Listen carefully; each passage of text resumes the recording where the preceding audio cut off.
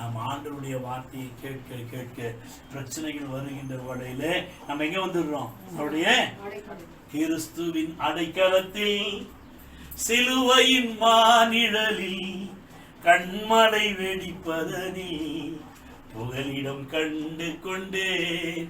கண்மலை வெடிப்பதனில் புகலிடம் கண்டு கொண்டேன். அப்ப கிறிஸ்துனுடைய நிழல் தான் நமக்கு அடைக்கலாம். ஆமென். எது அடைக்கலம் நமக்கு? கிறிஸ்துனுடைய நிழல், அந்த சிலுவையின் நிழல் இல்லை.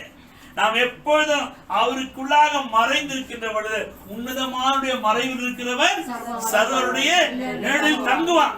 அப்ப நமக்கு அடைக்கல எதுங்க? அவருடைய நிழல் தாயா. அவருடைய நிழல்ல இருக்கின்றவள் யார் வந்தாலும் நான் தெரியுவேனா? அவரு தெரிவாரா? ஏன் நான் எங்க செய்யறேன்? அவர் நிழல்ல போறேன். பிள்ளை அடைக்கலம் என்பது மற்றவருடைய அரவணைப்பது, அவருடைய பாரங்களை சுமப்பது, மற்றவர்களுக்காக ஜெபிப்பது, மற்ற குற்றங்களை எடுத்து சொல்லாமல் அடைக்கலம். மற்றவருடைய பிரச்சனைகளை எடுத்து செய்யறது வெளியில சொல்லக்கூடாது. தூற்றி கொண்டு திரிகிறவர் ரகசியங்களை வெளிப்படுத்துகிறார் என்று வேதம் சொல்வது. தேவனுடைய பிள்ளையே, அடைக்கலம் என்பது உங்ககிட்ட யார் வந்துட்டாங்களோ அவங்களோட தீமையை குறித்து பேசாத, நன்மைகளை குறித்து பேசு. நன்மைகளை கற்றுக்கொண்டு அவருடைய நன்மையான வழியில் வழிநடத்த வேண்டும். அதுதான் தேவனுடைய பிள்ளைகளை அடைக்கலமாக இருக்கிறது. ரூத் 2ஆம் அதிகாரம் 12ஆம் வசனத்துல போவாஸ் என்ன சொல்றாரு பாருங்க.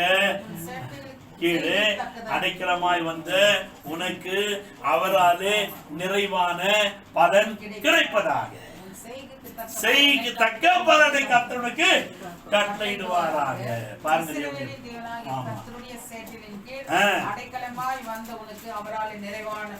ஆமென், அல்லேலூயா.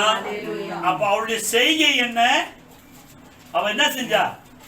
அம்மாவும் நீயே அப்பாவும் நீயே சொல்லிட்டு மாமியாரே நீயே சொல்லிட்டு மாமியார் வந்துட்டான்.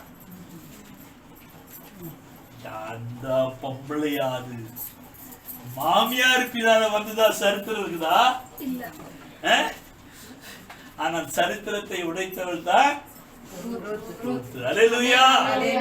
அதான் சரித்திரம். நீ சரித்திர நாயகியாக மாற வேண்டுமானால், ஆனா அதே நேரம் மாமியாரும் அந்த மாமியார் ரூத்துடைய மாமியார் போல இருக்கணும். அதுதாங்க முக்கியம்.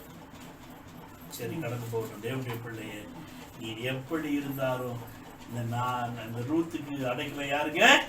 நகோமி. நகோமிக்கு அடைக்கலம் யாரு? தேவனாகிய கர்த்தர். அவர் சொல்றாங்க, நான் என்ன செஞ்சிட்டேன்? நிறைவுள்ளவனா போனேன், நான் குறை உள்ளவளாக கசப்பாக வெளியே வருகிறேன். நகோமி சொல்லாத.